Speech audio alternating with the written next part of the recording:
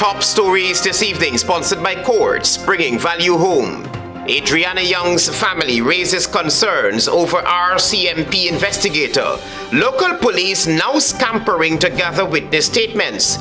Man charged, released on bail in connection with viral audio on Adriana Young's autopsy case. Retaliatory measures to address U.S. tariffs would be extremely stupid, says Vice President JAGDEO. And the Turkish company KARPOWERSHIP proposes using offshore natural gas to support national grid until the gas-to-energy project comes on stream. HGP Nightly News begins now.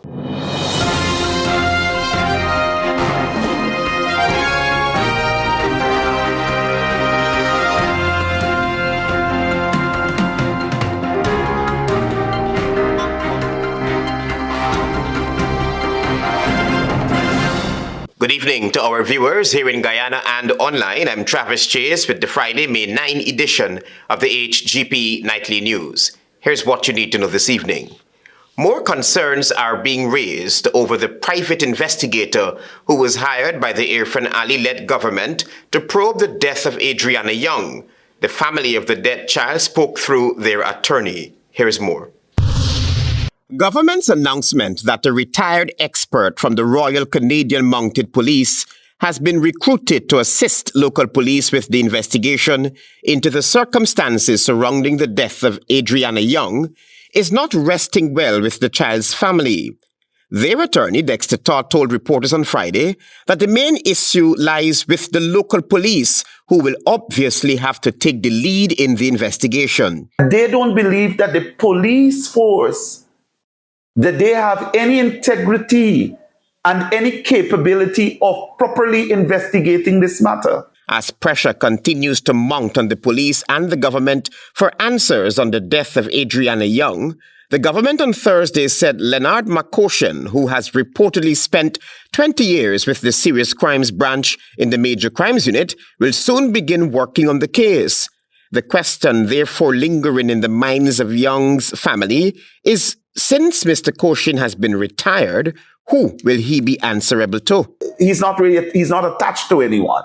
He's not attached to anyone. And therefore, is he going to have serious limitations in relation to the police's investigation because of the fact that they have been doing a sloppy job? The attorney explained why the family and the civil society alike would have preferred the Federal Bureau of Investigation or Scotland Yard to conduct such a sensitive investigation. You have certain ethical practices and standards in which they can research, look at, and to be able to have some form of comfort that the same code of conduct which operated in that particular jurisdiction in which the FBI is operating or Scotland Yard is operating, it's going to be the same standard being transferred to the investigation. It would appear that local police are now scampering to have witnesses come forward with their statements. This has been confirmed by Dr. Todd. I was contacted yesterday in order for witnesses to come to give statements. And I'm saying, but after 2 weeks, you have not gotten statements from the people who were around the pool. You already should have had a list of the persons who were in close proximity to the pool, to the body, etc., persons who searched the pool. Adriana had been reported missing on Wednesday, April 23, 2025, after she visited the Doubleday Hotel with her grandmother and other relatives. Despite a search shortly after her disappearance, her body was not found until early Thursday morning, floating in the same pool that had been searched the day before. Travis Chase, HGP Nightly News. A man has been charged in connection with a widely circulated voice recording that falsely implicated the Minister of Health in the autopsy findings of 11-year-old Adriana Young. The recording, allegedly made by a nursing assistant, sparked public outrage and prompted swift investigations by law enforcement. Tiana Cole is on this story. Following the circulation of a controversial voice recording allegedly involving nursing assistant and false claims surrounding witnessing the autopsy of Adriana Young, a man was on Friday charged and released on bail. Randolph Kingston appeared before Acting Chief Magistrate Faith McGusty at the Georgetown Magistrates Court, where he was charged with circulating a voice recording attributed to nursing assistant Tiana Serena Lewis King. Kingston was charged with using a computer system to incite terror and was granted $300,000 bail. On May 5, the Guyana Police Force issued a wanted bulletin for Lewis King, a nursing assistant attached to the Ministry of Health and stationed at the Georgetown Public Hospital Corporation, GPHC. In the voice note, Lewis King claimed she was instructed by Minister of Health Dr. Frank Anthony to attend Adriana Young's post-mortem examination. However, the police in a statement said Attorney-at-Law Darren Wade, who was representing the family of the late Adriana Young and was present during the post-mortem, confirmed that Lewis King was not in attendance. Additionally, Dr. Caleb McCluggan, who also represented the family's interest during the autopsy, told investigators that he recognized the voice in the recording as that of Lewis King. He identified her as a nurse's aide and a graduate of the 2024 nursing program and similarly confirmed she was not present at the post-mortem. Meanwhile, Dr. Anthony has publicly denied authorizing Lewis King's presence at the examination. The minister stated that the post-mortem was recorded on video in accordance with protocol and that a log of attendees was kept. He confirmed that Lewis King's name does not appear in the official record. Dr. Anthony also noted that he is consulting with legal counsels and considering legal action against Lewis King, calling the incident a calculated attempt to damage his reputation. Tiana Cole reporting for the HGP Nightly News. One major political party is optimistic about returning to power whenever Guyanese go to the polls, while another says such dreams will not be a reality. You'll find out more in this report. Since the period for the 2025 general and regional elections was made known, President Irfan Ali, Vice President JAGDEO, and a handful of People's Progressive Party civic supporters have been boasting about a second term after Guyanese go to the polls in 2025. Now, opposition leader Aubrey Norton believes the PPPC's dreams of being re-elected to office will be shattered. The PPP will be removed from office. I don't know what a question of chance is. The PPP has done everything to ensure that they are removed from office. Speaking during his weekly press conference on Friday, Mr. Norton suggested that with the PPP being self-destructive, will cause their defeat at the upcoming polls. Any right-thinking Guyanese, including some of them who are running around the PPP, will not vote for the People's Progressive Party. Everybody is seeing what is emerging. They are now talking about using cameras to do surveillance on the average Guyanese. The opposition leader, though, seems worried about an old tactic he has accused the PPP of employing every 5 years, or more so, whenever the party is in power. The only thing could save the PPP at this stage is if they succeed in pushing the race card and it become an ethnic issue. And even with that, I think the PPP will be removed from office. Mr. Norton posited that the word on the ground, after meeting with citizens across the country, especially in the ruling party's stronghold, is that they desire a change in government. It is evident that people in PPP strongholds are now satisfied that the worst government ever in the history of this country, even worse than 1992 to 2015, is the People's Progressive Party under Irfan Ali. The last general and regional elections were held in March 2020. The PPPC then got into office 5 months later, after several hiccups.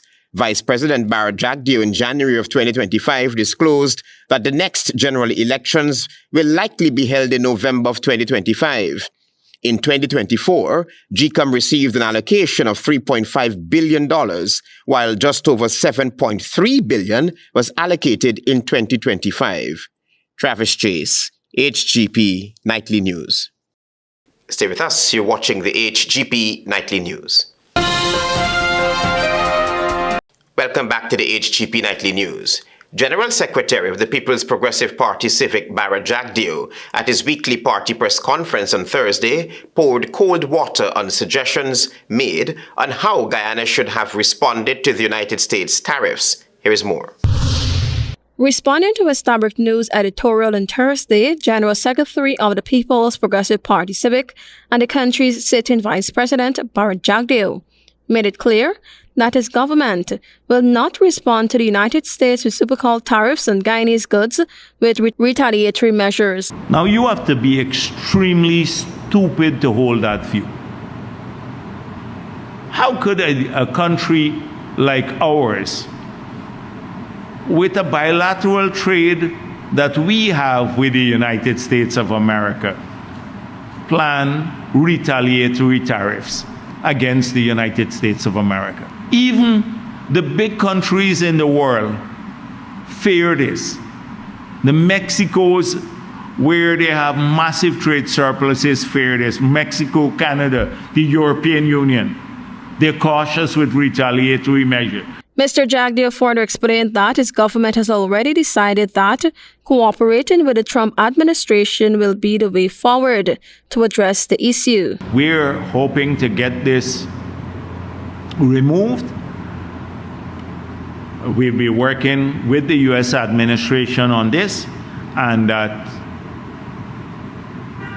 should we not succeed, we have explored a number of measures that we intend to pursue that would allow our exporters to still remain competitive. He later added that Guyana's Finance Minister Hashni Singh has already engaged the U.S. Trade Representative Ambassador Jamison Gear in Washington to discuss the tariffs on Guyanese goods.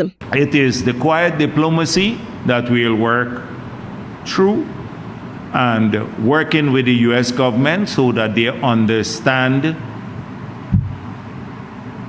why the trade surplus arose. It's mainly because of our export of oil, and most of that is from Exxon, a U.S. company.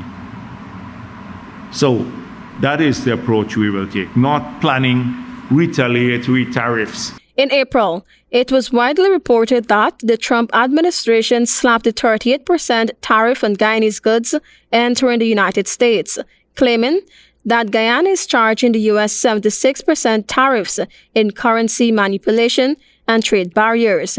Tianco reporting for the HGP Nightly News. Antonio Day tells us that the government of the United Kingdom, in partnership with the United Nations Development Programme, will be providing technical support to the Ghana Elections Commission in strengthening its electoral capacity ahead of the 2025 general and regional elections. With general and regional elections constitutionally due this year, the United Kingdom and the United Nations Development Programme UNDP are assisting the Ghana Elections Commission in boosting its capacity as citizens are expected to cast their ballots.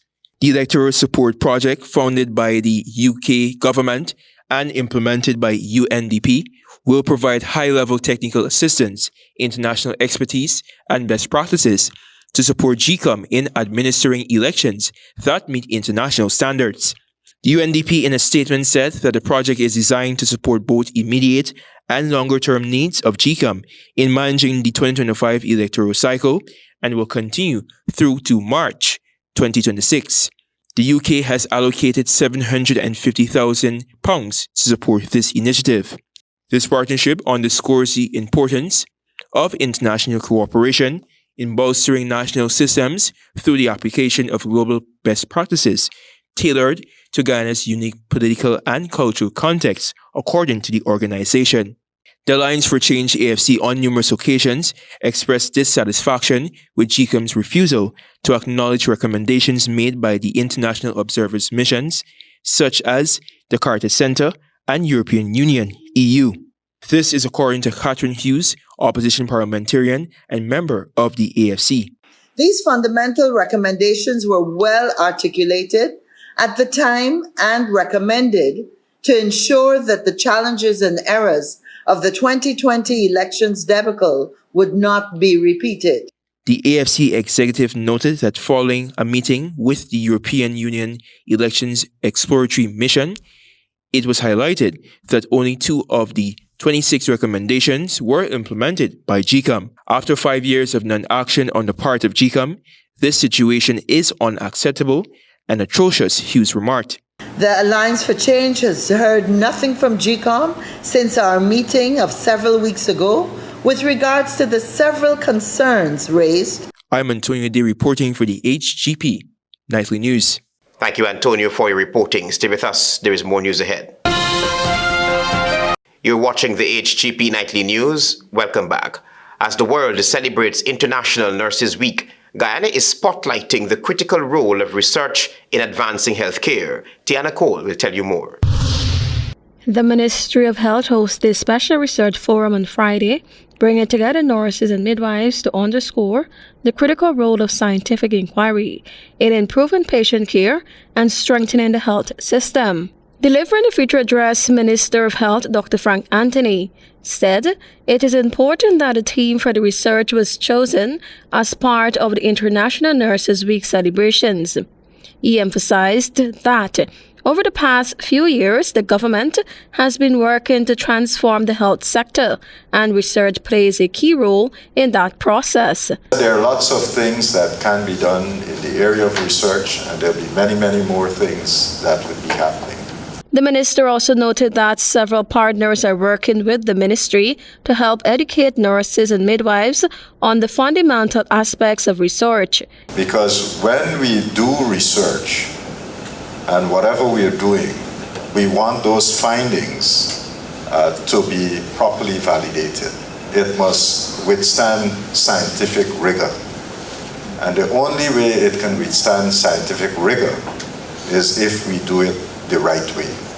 Dr. Anthony further stated that nurses should engage in continuing nursing education annually to stay current with emerging healthcare topics. And if you are not going to do your continuing nursing education, then you will have difficulty getting your license. As part of the ceremony, several nurses and midwives were recognized and awarded for the research conducted in their respective fields. Tiana Cole reporting for the HGP Nightly News. In an update on the energy sector, Antonio Day tells us that Turkish company KARPOWERSHIP presented a proposal to the government of Guyana to supply additional power supply to the national grid until the Wales Gas to Energy project comes on stream. It is known that the first phase of the $2 billion gas to energy project is now delayed to 2026. The government received a temporary proposal from KARPOWERSHIP for the Wales project.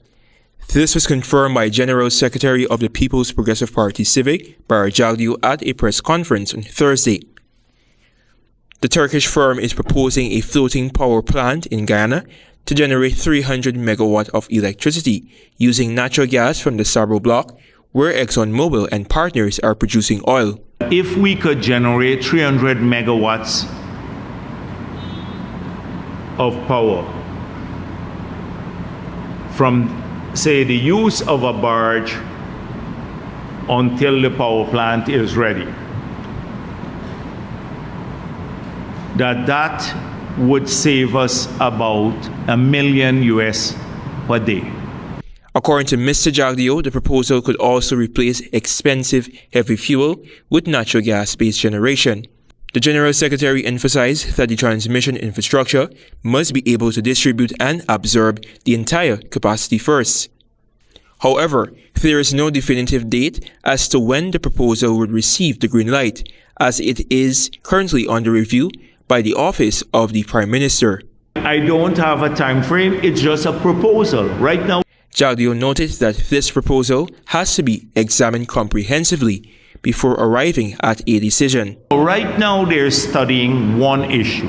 The one issue is that if they generate 300 megawatts of power using our gas now, immediately, and we will get some of the fluids from the cleaning of the gas, but it would take them to put maybe about 90 days to get it in place.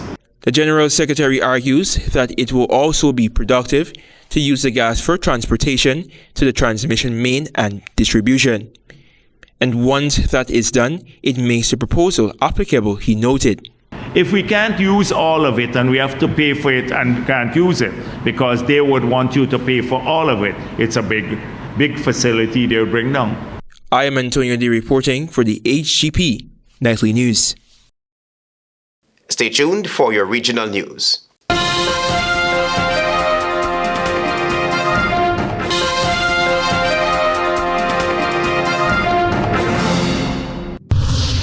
Good evening, everyone. I am Antonio D with Friday's edition of the Regional News. Starting off with news in the international diaspora. The new Pope Leo XIV has called for the Catholic Church to desperately counter a lack of faith in his first Mass at the Vatican. Speaking the day after he was elected as the 267th Pope and the first U.S. leader of the Church, he warned that people were turning away from the faith and instead to technology, money, success, power, or pleasure.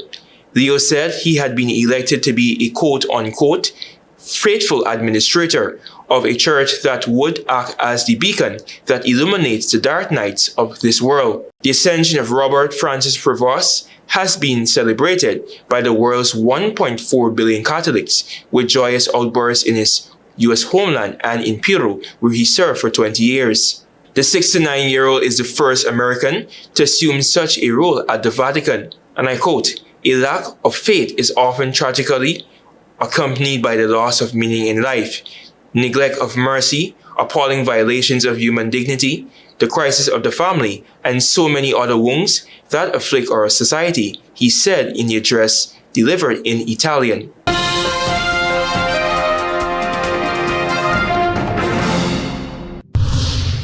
Turning attention to news in Barbados. Police at the District 8 police station in Barbados are carrying out investigations into a fatal shooting that occurred at Whitehall No. 2 St. Michael on Monday, May 5th at about 9:30 p.m.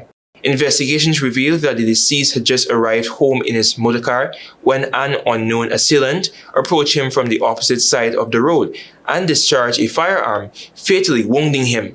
The deceased, who is known to the police, was positively identified by a relative as Nicholas Ethan Jordan, 40 years old, of the same address. Investigations are continuing into the matter.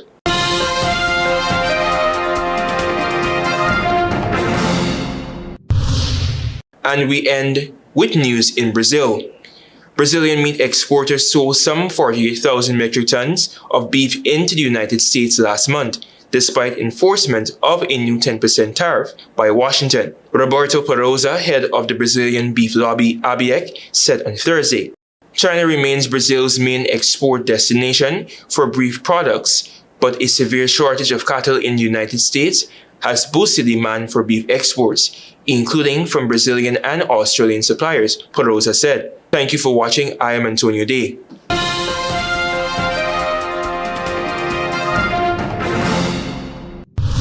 Adriana Young's family raises concerns over RCMP investigator.